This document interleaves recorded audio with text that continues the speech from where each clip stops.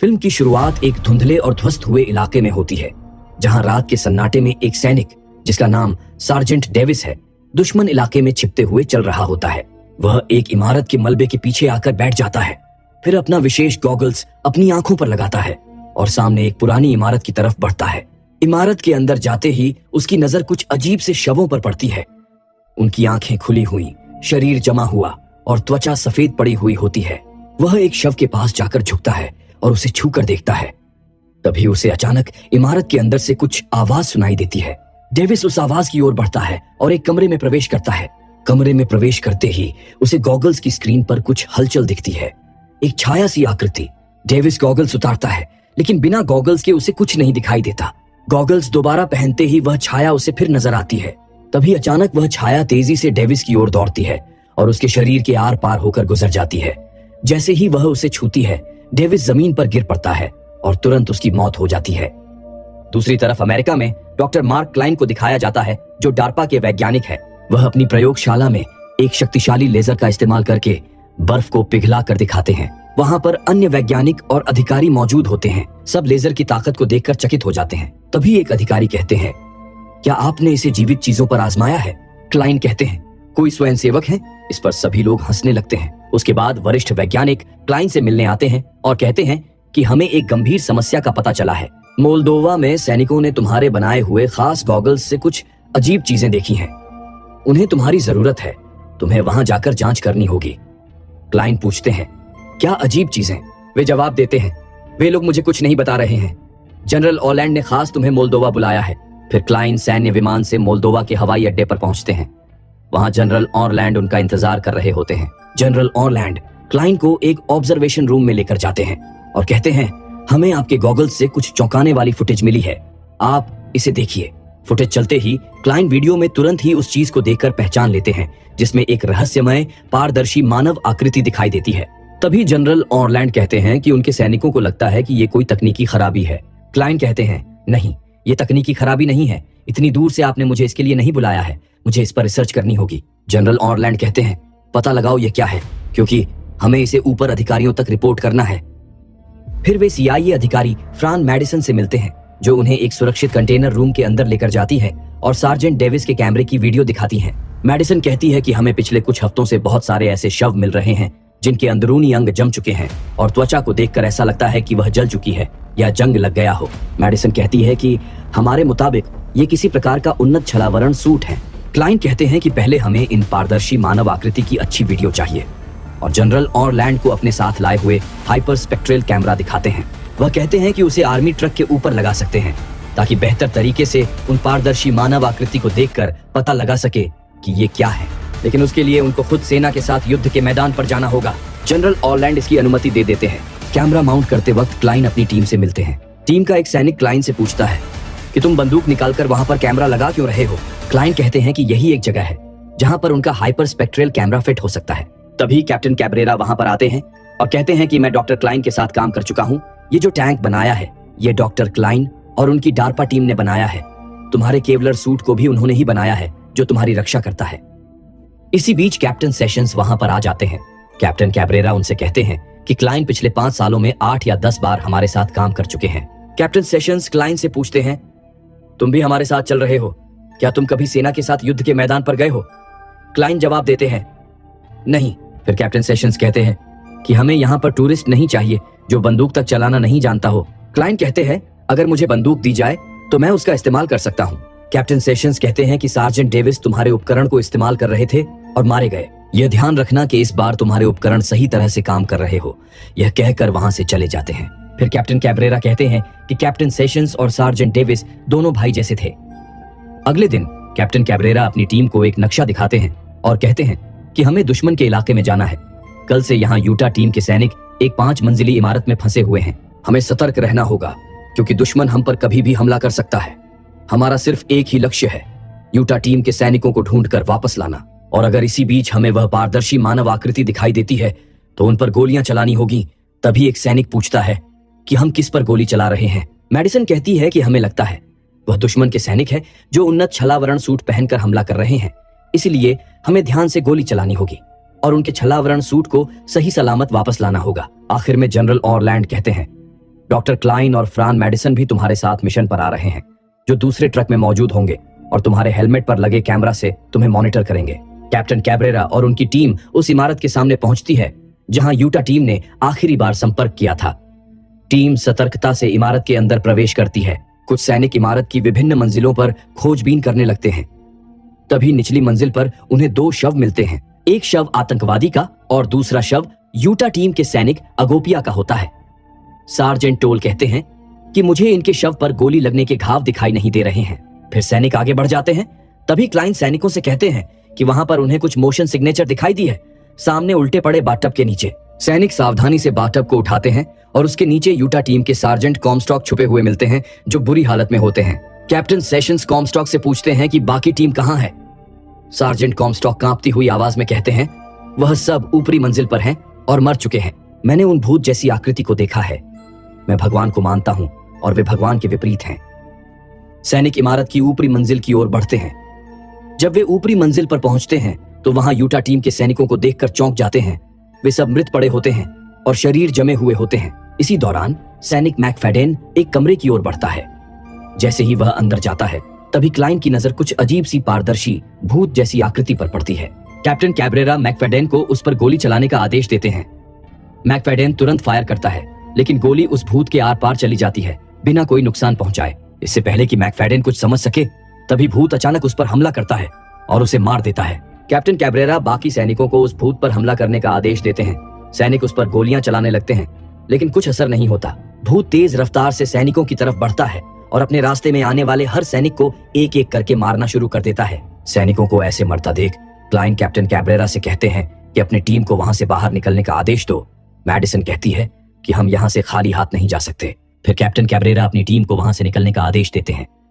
बाकी सैनिक खिड़की से रस्सी का सहारा लेकर नीचे उतरने लगते हैं। तभी वह भूत खिड़की से नीचे कूदता है और एक सैनिक को मार देता है। फिर ठीक क्लाइन के ट्रक के सामने आकर गिरता है।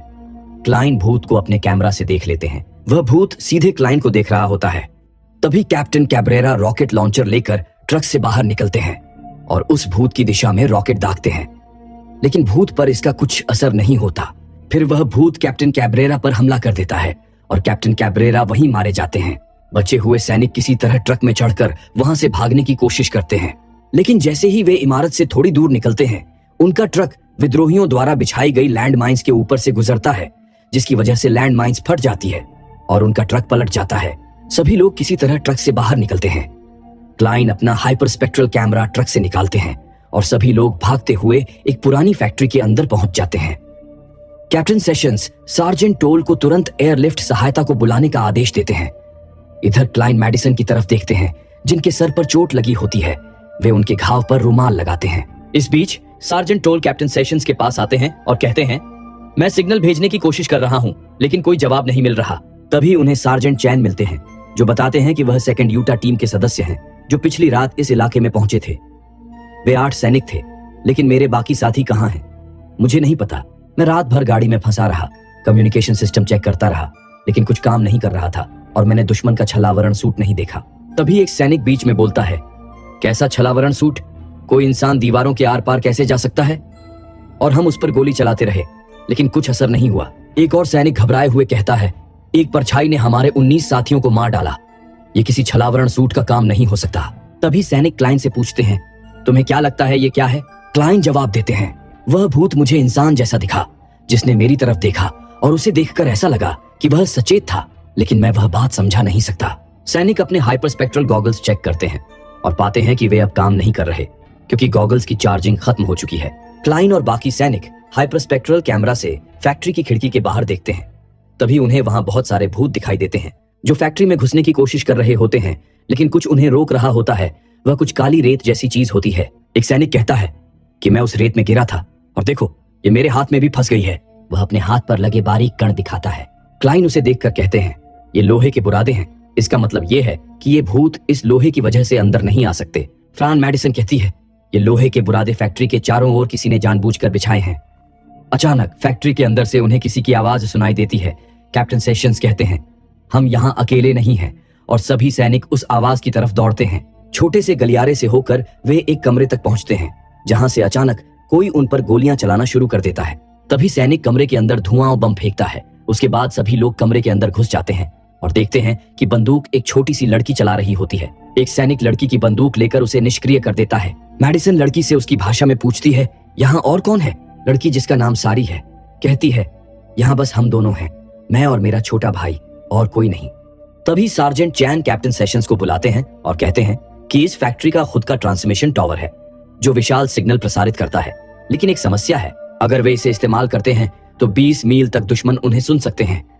कैप्टन सेशंस कहते हैं कि इस वक्त दुश्मन हमारे चिंता का विषय नहीं है, जल्दी से मेरी जनरल ऑरलैंड से बात कराओ। सार्जेंट चैन अपने बेस से संपर्क करते हैं और उन्हें एक सुरक्षित स्थान पर बुलाने का प्रयास करते हैं। इस बीच क्लाइन सारी से पूछते हैं, बिल्डिंग के बाहर लोहे के बुरादे किसने डाले? सारी धीरे धीरे जवाब देती है, मेरे पिताजी ने। उन्हें इन भूतों के बारे में पता था, इसलिए उन्होंने फैक्ट्री के चारों ओर लोहे के बुरादे फैला दिए थे। फ्रान मैडिसन पूछती है, तुम्हारे पिताजी अब कहाँ हैं? सारी दुखी होकर कहती है, वो अब इस दुनिया में नहीं रहे, और यह बात उसके छोटे भाई बोगदान को पता नहीं है। उसे लगता है कि पिताजी बाहर मदद लाने गए हैं। सारी उन दोनों को अपने पिता के शव के पास ले जाती है। वह बताती है कि जब उसके पिताजी बाहर लोहे के बुरादे बिखेर रहे थे तभी उनकी मौत हो गई। वह उन्हें खुद वहां से अंदर लेकर आई है। क्लाइन को उसके पिताजी की जेब से एक सेरेमिक टाइल और एक नक्शा मिलता है। नक्शे पर एक जगह का नाम लिखा होता है, मासारो। मैडिसन कहती है, मासारो एक जगह है नदी के पास। तभी सारी बोल पड़ती है, वहीं से सब शुरू हुआ था, वहीं से ये भूत आते हैं। कैप्टन सेशन ये सोचते हैं कि इस फैक्ट्री से बाहर निकलने का रास्ता क्या हो सकता है। तभी क्लाइन के दिमाग में एक बेहतरीन योजना आती है। वह कहते हैं कि इस पूरी फैक्ट्री में लोहे के बुरादे पड़े हुए हैं, हम इनसे बम बना सकते हैं, लोहे के बुरादों के बम जो भूतों को रोकने में हमारी मदद कर सकते हैं। इसके साथ ही क्लाइन सुझाव देते हैं कि वे अपने हाइपर स्पेक्ट्रल कैमरे की पोलैरिटी बदलकर इसे सर्चलाइट बना सकते हैं ताकि यह एक शक्तिशाली टॉर्च की तरह काम करे और वे भूतों को अपनी नंगी आंखों से देख सकते हैं। क्लाइन ये इंफॉर्मेशन अपने हेडक्वार्टर को भी बता देते हैं ताकि वे इस तकनीक का इस्तेमाल टैंकों और हेलीकॉप्टरों पर भी कर सकें। इसके बाद सभी लोग पूरी रात इस योजना पर काम करने में जुट जाते हैं। वे लोग लोहे के बुरादे कांच की बोतलों में भर के उससे बम और कांच के ट्यूब में भर के उससे बंदूक की गोली बनाते हैं। क्लाइन अपने हाइपर स्पेक्ट्रल कैमरा के लेंस की पोलैरिटी को चेंज करके उसे सर्चलाइट बना देते हैं। सुबह होते ही हाइपर स्पेक्ट्रल सर्चलाइट की मदद से जब वे फैक्ट्री के बाहर देखते हैं तभी सारे भूत तेजी से फैक्ट्री के करीब आने लगते हैं और पड़ोसी इमारत की छत से फैक्ट्री की छत पर कूदते हैं और हमला करना शुरू कर देते हैं। सभी सैनिक फैक्ट्री से भागने लगते हैं और जब वे भूतों के आमने सामने आते हैं तो उन पर लोहे के बुरादों वाले बम फेंक देते हैं। भूत इन बमों में फंस जाते हैं जिससे सैनिकों को आगे बढ़ने का मौका मिल जाता है। वहां से भागते हुए क्लाइन की सर्चलाइट खराब हो जाती है। इसका मतलब अब वे लोग भूतों को नहीं देख सकते। काफी संघर्ष करते हुए वे लोग शहर के बीचों बीच पहुंच जाते हैं जो उनका निर्धारित मीटिंग पॉइंट होता है। वहां पहुंचकर वे रुक जाते हैं और इंतजार करने लगते हैं।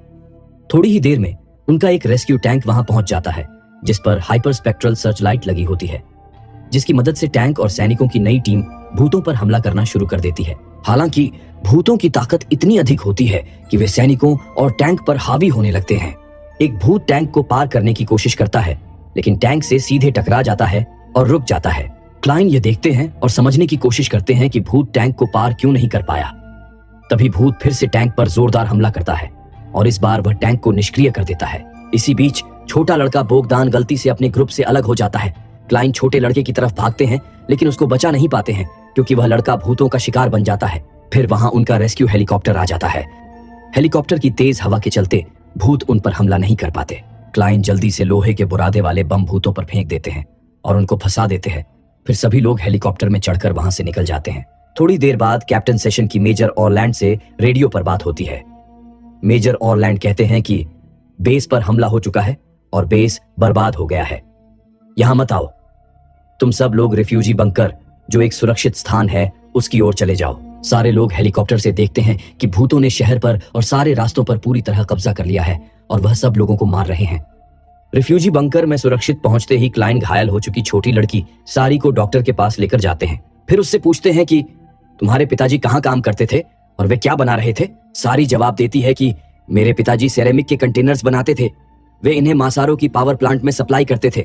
तभी मेजर ऑरलैंड अपनी आर्मी यूनिट के साथ बंकर में पहुंच जाते हैं और कैप्टन सेशन से कहते हैं कि भूतों ने हमारे आर्मी बेस पर भी हमला किया और उसे पूरी तरह बर्बाद कर दिया। हम लोग और हमारी टीम ही यहाँ बची है, अब जो भी करना है वह हमें ही करना होगा। तभी क्लाइन कहते हैं, मुझे पता है ये भूत क्या है। ये न तो रोशनी है और न परछाई। ये दीवारों के आर पार जा सकते हैं और हमें दिखाई नहीं देते। उनका तापमान इतना ठंडा होता है कि छूते ही इंसान की जान चली जाती है।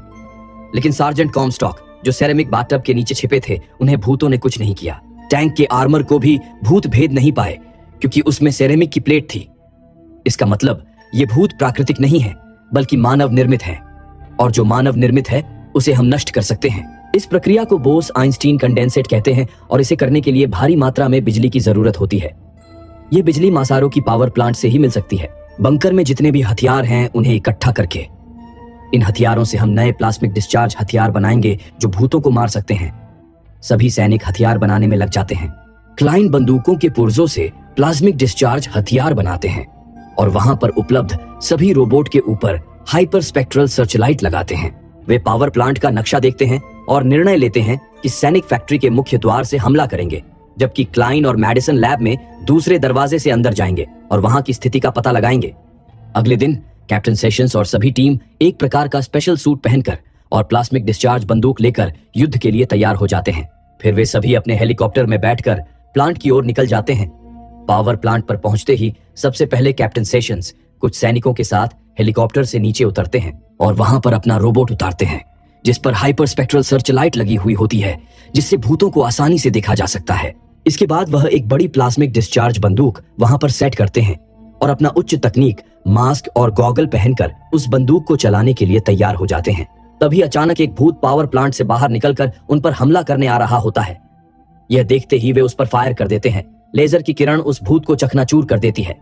बंदूक की लेजर को सही तरीके से काम करता देख कैप्टन सेशंस तुरंत कहते हैं कि इस लेजर की मदद से इन भूतों को मारा जा सकता है और सभी टीम के सैनिकों को भूतों पर हमला करने का आदेश देते हैं। आदेश सुनते ही दूसरे टीम के सैनिक अपने हेलीकॉप्टर से नीचे पावर प्लांट पर उतरने लगते हैं और उन भूतों पर हमला करना शुरू कर देते हैं। फिर वहां पर सैनिकों और भूतों के बीच एक जोरदार युद्ध शुरू हो जाता है। इसी बीच क्लाइन और मैडिसन दो अन्य सैनिकों के साथ पावर प्लांट के दूसरे दरवाजे के पास हेलीकॉप्टर की मदद से पहुंचते हैं और नीचे उतरते हैं। नीचे उतरते ही वे लोग एक अंधेरी गलियारे में पहुंचते हैं। तभी अचानक एक भूत उन पर हमला कर देता है। दोनों सैनिक उस भूत को रोकने में लग जाते हैं और क्लाइन और मैडिसन को आगे बढ़ने को कहते हैं। क्लाइन और मैडिसन के उस अंधेरी गलियारे से बाहर निकलते ही उनको आगे एक बहुत बड़ा दरवाजा दिखाई देता है जो पासवर्ड प्रोटेक्टेड होता है। मैडिसन के पास एक उपकरण होता है जिसकी मदद से वह उस दरवाजे को खोल देती है। जब वे अंदर जाते हैं तो वहां पर उन्हें एक प्रयोगशाला मिलती है। वे देखते हैं कि यहाँ पर बोस-आइंस्टीन कंडेंसेट के माध्यम से प्रयोग चल रहे थे और बहुत सारे एक्सरे की प्लेट्स दिखती है जिससे लोगों को मॉलिक्यूलर लेवल पर स्कैन किया जा रहा था, और एक मशीन दिखती है जिसमें प्रिंटिंग से भूतों का निर्माण चल रहा होता है। क्लाइन कहते हैं कि यह एक भूत बनाने की फैक्ट्री जैसी है। फिर वे आगे एक बड़े चेंबर में पहुंचते हैं जहां उन्हें बहुत सारे ग्लास कंटेनर दिखाई देते हैं। हर ग्लास कंटेनर में भूत जैसी आकृति के लोग कैद होते हैं। कुछ कंटेनर टूटे हुए दिखते हैं जहां से भूतों के भागने के संकेत दिखते हैं। क्लाइन कहते हैं कि लगता है इस जगह पर कुछ दुर्घटना हुई है। ऊपर सैनिक भूतों से लड़ रहे होते हैं, लेकिन थोड़ी देर बाद देखते हैं कि भूत मरने के बाद फिर से जीवित हो रहे हैं और एक जगह इकट्ठा होकर वापस सैनिकों पर हमला कर रहे हैं। नीचे क्लाइन और मैडिसन को एक आदमी का शव मिलता है जिसके हाथ में एक उपकरण होता है। मैडिसन उस आदमी के आई कार्ड को देखकर कहती है कि यह एक वैज्ञानिक था। क्लाइन कहते हैं यह वैज्ञानिक इस उपकरण की सहायता से इस प्रक्रिया को बंद करने की कोशिश कर रहा था। आगे उनको एक कंप्यूटर मिलता है जो दूसरी भाषा में होता है। क्लाइन मैडिसन से पूछते हैं कि क्या तुम इस भाषा को समझ सकती हो? वह कहती है कि हाँ, वह उस भाषा को आधा समझ सकती है। ये बता रहा है कि यह एक इमरजेंसी शटडाउन प्रोसीजर है जिसमें हमें पहले एक एक करके सारे केबल्स को खोलना होगा, फिर बीच में लगे ब्रैकेट को खींचने के बाद सभी केबल्स निकल जाएंगे और यह प्रक्रिया पूरी तरह से बंद हो जाएगी। ऊपर चल रहे युद्ध की वजह से नीचे कंपन महसूस होता है। उसके वजह से ग्लास कंटेनर टूटने लगते हैं। क्लाइन जब केबल्स खोल रहे होते हैं तब एक कंटेनर टूटता है और भूत उस कंटेनर में से निकलकर उन पर हमला कर देता है। तभी मैडिसन बंदूक से लेजर चलाकर उस भूत को मार देती है। क्लाइन उस उपकरण की मदद से एक एक करके सारे केबल्स को खोल देते हैं, लेकिन फिर भी कुछ नहीं होता। वह मैडिसन से पूछते हैं ऐसा क्यों हो रहा है।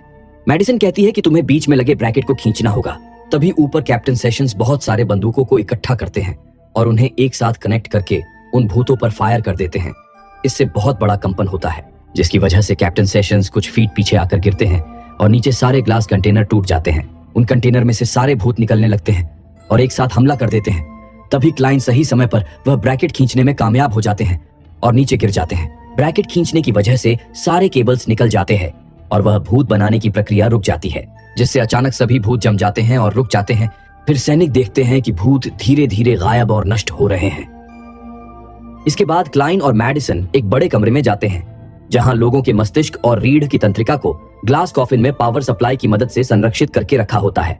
क्लाइन कहते हैं, ये सब असली लोगों के अंग है और भूतों को ये लोग नियंत्रित कर रहे थे। वे न तो पूरी तरह से जीवित हैं और न ही मरे हैं। वे जिंदगी और मौत के बीच में कहीं हैं। वे बहुत तकलीफ में हैं और हमें उनको इस तकलीफ से मुक्त करना होगा। क्लाइन एक ग्लास कॉफिन की पावर सप्लाई बंद कर देते हैं। तभी उसमें रखे मस्तिष्क और रीढ़ की तंत्रिका पिघलने लगती है और नष्ट हो जाती है। मैडिसन ये रोकने की कोशिश करती है और कहती है कि यह एक बड़ी खोज है। इसी खोज के लिए हम इतने दूर आए हैं। इसके लिए इतने लोगों ने जान दी है। हमें इसके बारे में सोचना चाहिए। क्लाइन कहते हैं कि मैंने काफी कुछ देख लिया है और समझ लिया है। इस खोज को बाहर नहीं जाना चाहिए। मैडिसन इसके लिए सहमत हो जाती है। फिर दोनों मिलकर सभी ग्लास कॉफिन की पावर सप्लाई बंद करके उसमें रखे मस्तिष्क और रीढ़ की तंत्रिका को नष्ट कर देते हैं। युद्ध के समाप्त हो जाने के बाद कैप्टन सेशंस और उनकी बाकी बचे टीम के सैनिक क्लाइन और मैडिसन के साथ हेलीकॉप्टर से रिफ्यूजी बंकर पहुंचते हैं। फिर क्लाइन और मैडिसन देखते हैं कि नई सर्वेक्षण टीम कैप्टन सेशंस और उनकी टीम के साथ पावर प्लांट पर वापस भेजी जाती है। मैडिसन कहती है कि वे लोग वहां जाकर सभी मशीन के एक एक पार्ट को खोलकर उसका अध्ययन करेंगे और भविष्य में उसको रिवर्स इंजीनियरिंग करके फिर जोड़ने का प्रयास करेंगे। वो कहती है कि तुम्हें भी हमारे साथ चलने का प्रस्ताव दिया गया है, लेकिन क्लाइन इस प्रस्ताव को ठुकरा देते हैं। आखिर में डॉक्टर मार्क क्लाइन जनरल ऑनलैंड फ्रांक मैडिसन और सारी से विदा लेते हैं और सेना के विमान के अंदर जाकर बैठ जाते हैं जो उन्हें फिर वर्जीनिया वापस ले जाता है। और यह फिल्म यहीं पर खत्म हो जाती है।